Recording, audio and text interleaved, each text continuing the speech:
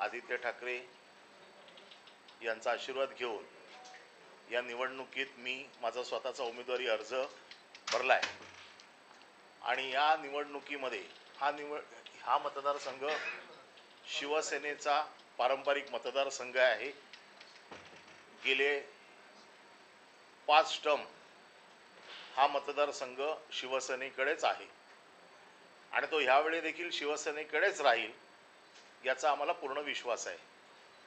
आज मी माझं संकल्प पत्र जाहीर करत आहे आणि त्याची सुरुवात माझ्या पक्षाचे प्रमुख आणि माझे मतदार उद्धवसाहेब ठाकरे यांना पहिलं माझं संकल्प पत्र देतोय की या पदवीधर मतदारसंघात मी काय करू इच्छितो याच्या बाबतीतला थोडक्यात आढावा मी माझ्या संकल्प पत्रात मांडलाय।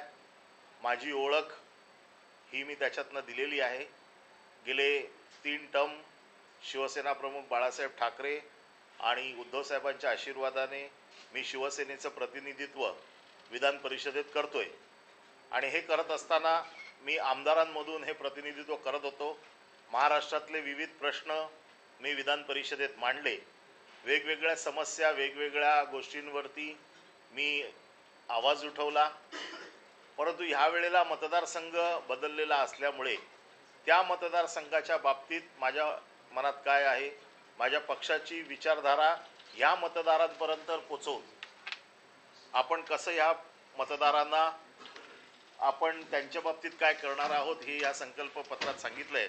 माझे दुसरे मतदार आदित्य ठाकरे देखील इकडे आलेले आहेत आणि या दोघांच्या साक्षीने मी आज माझ्या संकल्प पत्राचं अनावरण करत आहे।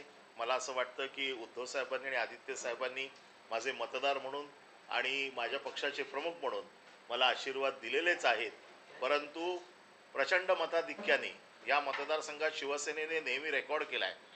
मागच्या एका निवडणुकीत आम्ही एकूण मतांपैकी 98% मतं आम्ही घेतलेली होती आणि त्यामुळे ह्या मतदारसंघावरचा शिवसेनेचा शिक्का हा आणखीन मजबूत व्हावा यासाठी निवडणूक मी लढत आहे।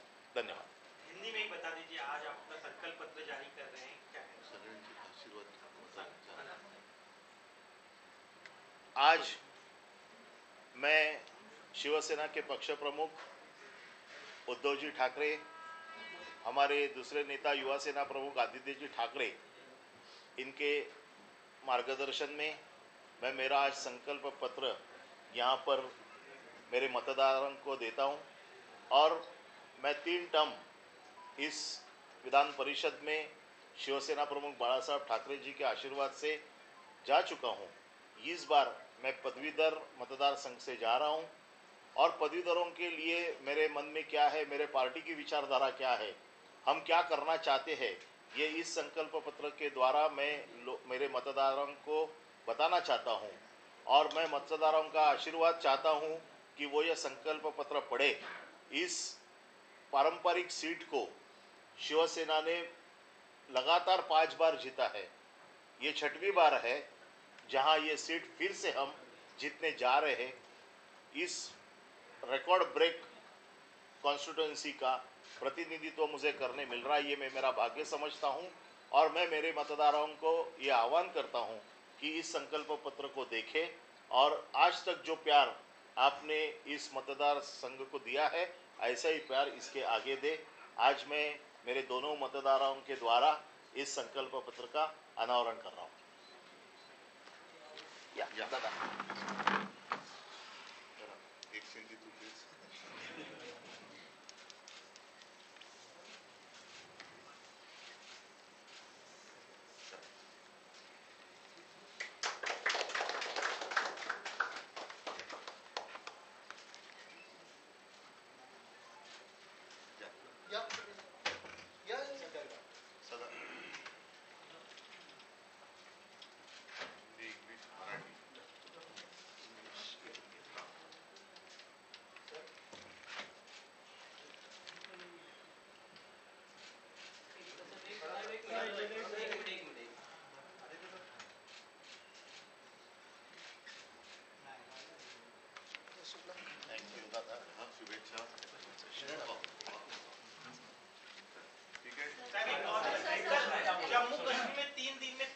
थांबा एक मिनिट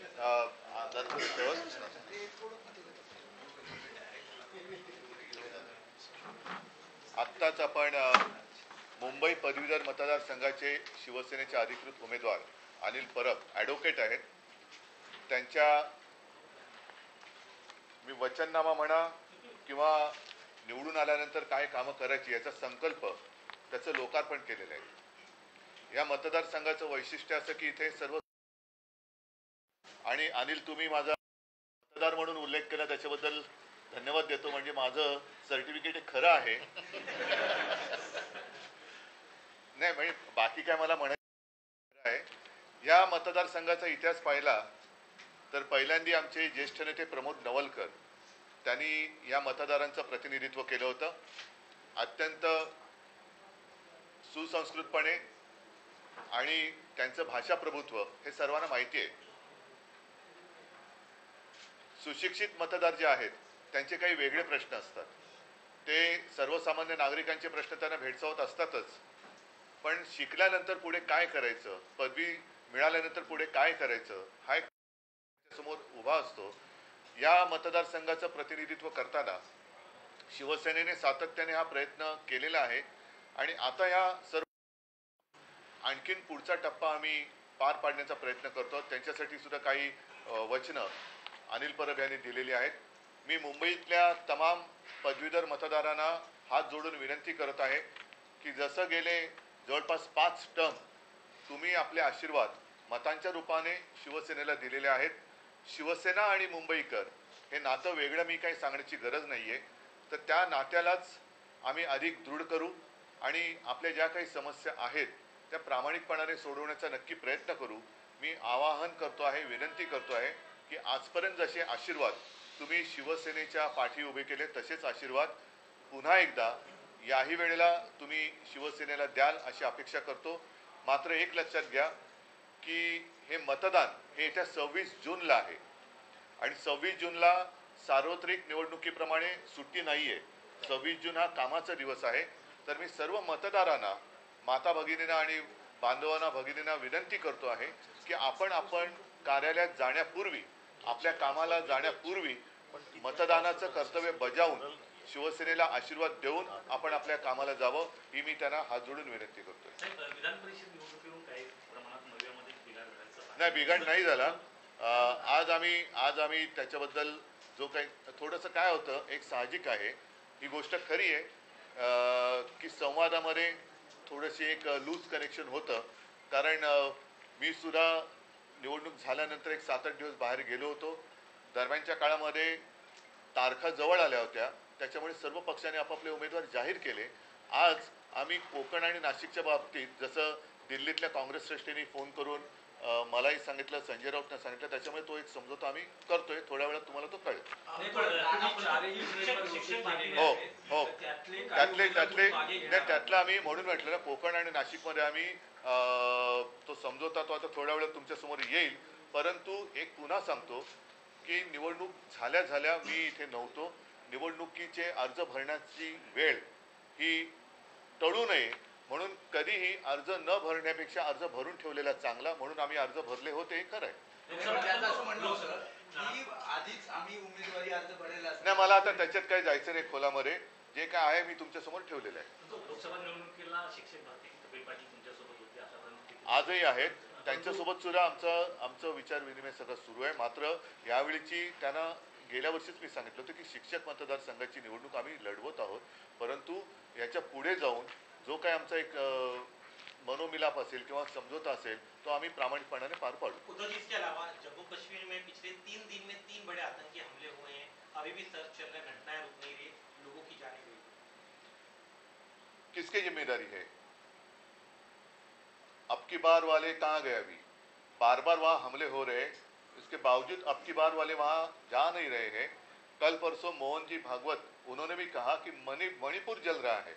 1 साल के बाद, खैर उन्होंने कहा तो सही, क्या अब भी प्रधानमंत्री वहाँ नहीं जाएंगे, गृहमंत्री वहाँ नहीं जाएंगे? कश्मीर तो उन्होंने पूरे चुनाव प्रचार दरमियान एक बड़ा प्रचार किया था. 370 आर्टिकल हमने निकाला. उसकी उसकी सच्चाई भी क्या है मैंने भी रखी थी सबके सामने, और हमारे जो वकील साहब हैं असीम सरोदे जी, उन्होंने भी कहा था। खैर वो बात अभी नहीं करेंगे, लेकिन क्या फर्क पड़ा है कश्मीर में, जाने तो जा रही है।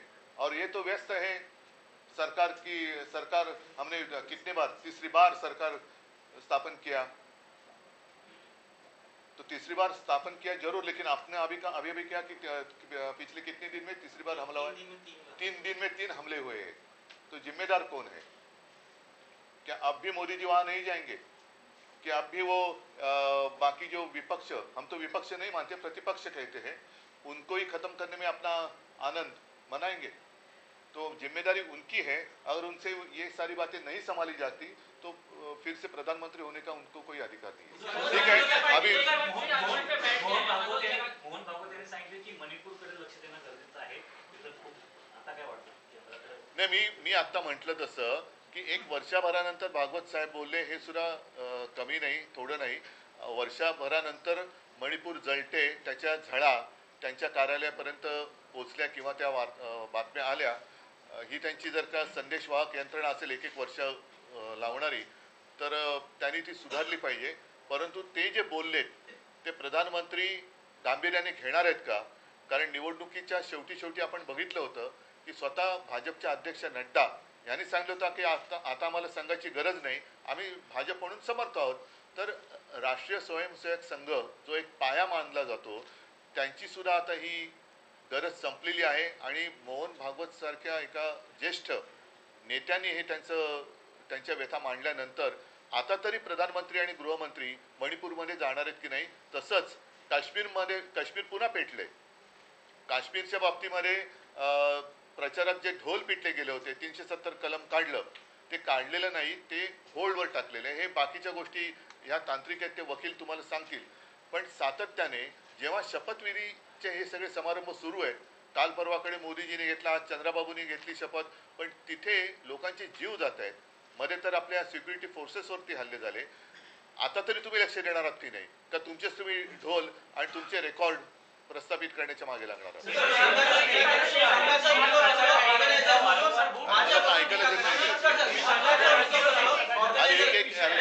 मला ऐकायलाच येत नाही.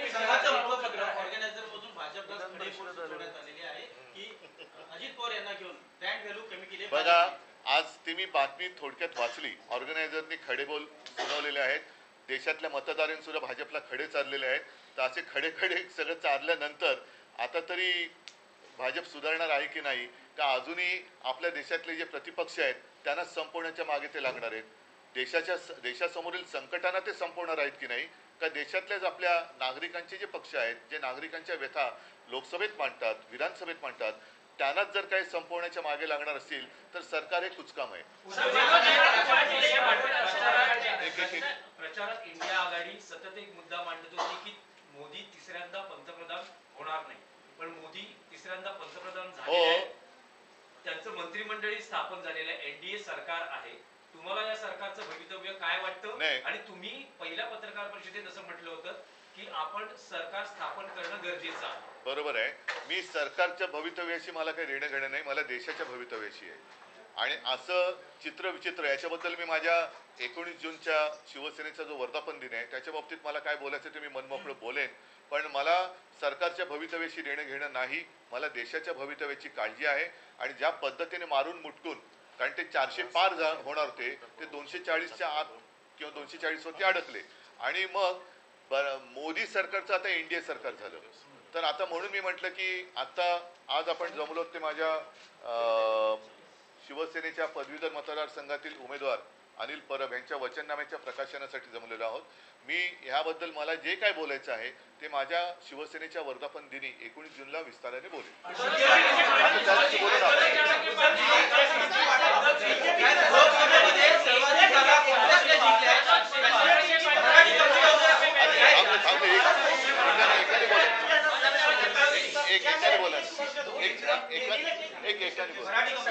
स्थापना के बाद वोट जिहाद का एक बार फिर आरोप लग रहा है. नहीं छोड़ो, मैं विस्तार से बात करूँ.